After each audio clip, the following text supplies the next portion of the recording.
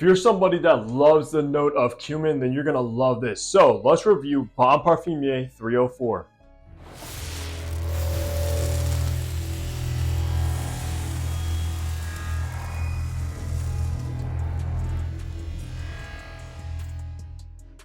Hey, what's good guys? Hunter here and welcome back to the channel where I upload weekly fragrance content, so you know what to do.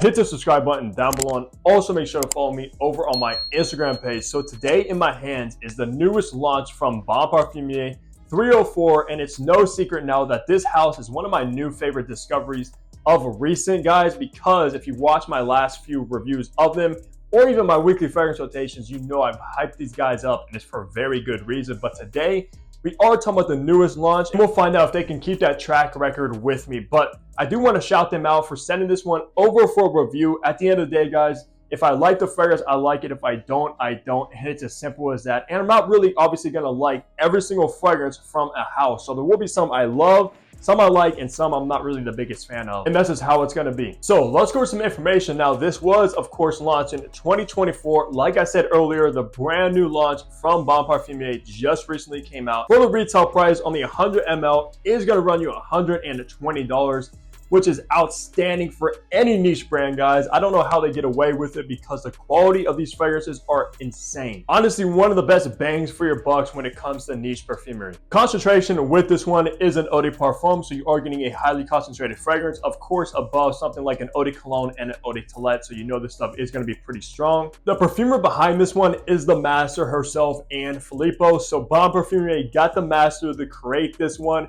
She's obviously created so many legends in the past, guys, so her resume is huge and well trusted at this point. With all the information out of the way, let's look at the packaging and presentation you're going to get with 304 now. All right, take a look at the box. If you've seen one of these boxes, you have pretty much seen them all besides the color differences. Of course, 304, cumin, almond, and cedarwood, and this is part of, I guess, the amber and spicy collection, which is the red. On the bottom, you will have your information as well as a batch code to authenticate your product and see when it was produced. On the back, you will have your barcode and some more information as well. And these are, of course, made in France with love. And it does just open up where your bottle is housed. So let's look at the bottle now. All right, take a look at the bottle. It does follow suit with the box, of course, with the same kind of tag on the front, 304, in this nice kind of print. And this is embossed as well. It is texturized, which is always nice. And I love the aesthetic of these bottles, even though they are pretty simplistic. I love the aesthetic of them, very classy.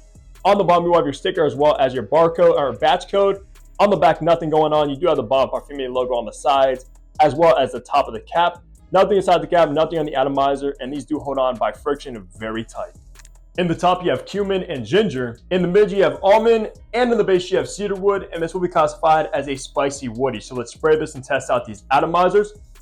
Beautiful distribution on that, guy. Sprays a ton of juice and is pressurized, which is outstanding, especially at the price, guys. That's why I'm saying most of these expensive companies don't even have pressurized atomizers, which is no excuse. So let's go ahead and remind myself of the brand new 304. Like I said in the intro of this video, you're gonna have to love cumin because in this fragrance, you're gonna get the heaviest dose of cumin I've ever smelled in any fragrance, especially in the opening of this stuff, which is extremely spicy, guys. It also smells like a very natural cumin. And I'll be honest with you, cumin is not my favorite note. It's actually one of my least favorite notes. So going into this one, I was a little bit hesitant because as we know, cumin can sometimes come across like body odor, and it does slightly give off that vibe in the opening of 304, unfortunately for me. However, I know a lot of you guys watching this love cumin fragrances. So if that's you, you will absolutely appreciate 304. Just for me personally, not the biggest fan of the opening. Just very polarizing and a little bit off-putting to my nose personally.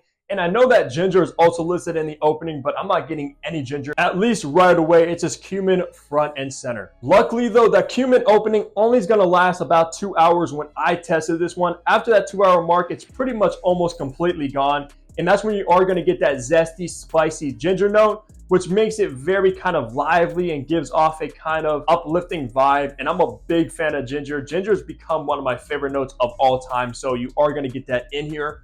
along with this kind of powdery, nutty almond note. And it's kind of funny because the almond in here does come across very powdery rather than like creamy and lactonic. And it kind of does resemble the almond you will find in Tom Ford's Effin' Fabulous, which unfortunately is one of my least favorite private blends of all time. It does come across a little bit like baby powder in that one. And it's hilarious because in my weekly fragrance rotation, if you caught that when I wore this one, I did have somebody come over to me and ask me what I was wearing, and it kind of gives off baby powder vibes. And when she mentioned that, it kind of clicked in my head. I was like, yeah, the almond does smell identical to Effin' Fabulous, which also smells a little bit like baby powder. But just keep that in the back of your mind, guys. But if you are a fan of Effin' Fabulous, which I know a lot of you guys are because I do get criticized for my hate towards it, but if that is you, you will absolutely like this fragrance, especially with that almond note. Now, making our way into the base of 304 is where you're gonna find that cedarwood note, which just gives it a nice kind of woody, grounded vibe to it to round off the entire fragrance. And you are going to be left with that cedarwood for the majority of the life of this one as well. But at the end of the day, not my favorite fragrance, especially not my favorite from Parfumeur, but I know a lot of you guys will like this one and appreciate it. And it's extremely high quality. There's no kind of knocking that at all. These fragrances are very high quality and well worth the price tag. But like I said, in that opening, you're going to get that polarizing, spicy cumin note, the heaviest cumin note I've ever smelled in a fragrance. And I do own a few cumin fragrances such as Raja Parfum's Danger, Mas Milano Tango, and of course a few others, but those hold nothing to the cumin you're going to get in here. But it does dry down to, like I said, that spicy, zesty ginger, powdery almond, and that cedarwood base to round it off. Of course, it's impossible to absolutely love every fragrance from a house. I do own 7 from Parfumeur, so most of them are complete hits. Just for me, this one isn't necessarily my favorite. Now for the best seasons to rock 304, if you do get a bottle, primarily for me, guys, this is more suited for like the fall and winter. I can see this one absolutely being perfect for the colder season, especially like a nice fall evening or even like during a cold, snowy day during the winter. This one works the absolute best.